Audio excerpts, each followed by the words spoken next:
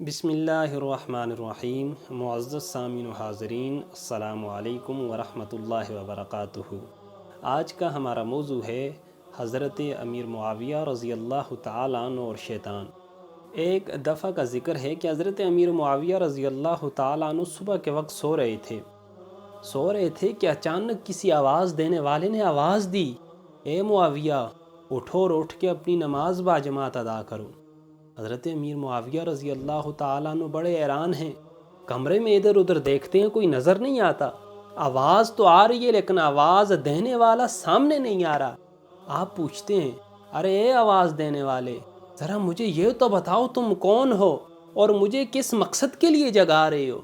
وہ آواز دینے والا بولا، اے معاویہ میرا نام شیطان ہے۔ آپ نے فرمایا، شیطان تمہارا کام تو نیکی سے منع کرنا ہے، تم مجھے نیکی کی ترغیب کیوں دے رہے ہو؟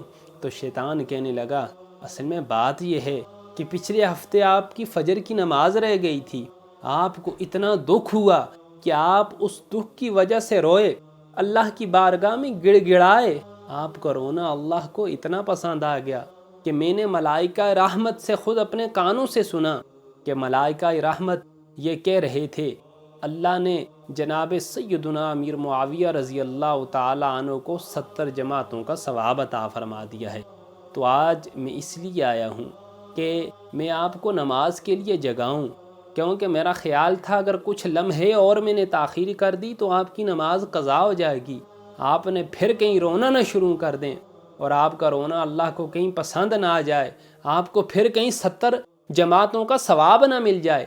اس لیے میں آیا ہوں، آ کے آپ کو اٹھایا ہے تاکہ آپ کو جو 70 جماعتوں کا ثواب ملنا تھا اس سے میں آپ کو محروم رکھوں اور ایک جماعت کا جو ثواب ہے وہی آپ کو دلواؤں اور اسی کے اوپر آپ کو بس کرواؤں۔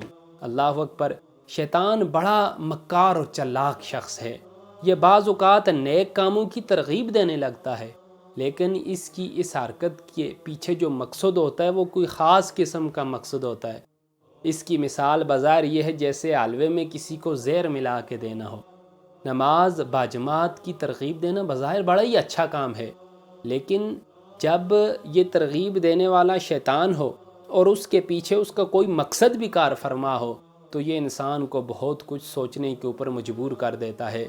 آپ نے ایسے لوگ بھی دیکھے ہوں گے جو 11 ماہ اپنی زندگی فحش اور عریانی کے اندر گزارتے ہیں، لیکن جو ہی رمضان کا پیارا پیارا موسم آتا ہے وہ ٹی ویوں کے اوپر آ کے ہمیں قرآن اور حدیث کے لیکچر دینا شروع کر دیتے ہیں، نماز کے فضائل سنانا شروع کر دیتے ہیں، روزہ رکھنے کی ترغیب دینا شروع کر دیتے ہیں، زکوٰۃ کی فضیلت اور اہمیت بیان کرنا شروع کر دیتے ہیں۔ تو ہمیں شیطان کے ان اوچھے اتکنڈوں سے اور اوچھے واروں سے بھی اپنے آپ کو بچانا چاہیے کہ جو سارا سال خدا کا نہ ہوا، ریٹنگ کے لیے ایک مہینے میں وہ اللہ رسول کے تذکرے کر رہا ہے، یہ کسی طور پہ بھی ایک مسلمان کو زیب نہیں دیتا۔ اللہ کی بارگاہ میں دعا ہے اللہ ہمیں شیطان کے اوچھے اتکنڈوں سے محفوظ و مامون فرمائے۔ وما علینا الا البلاغ المبین۔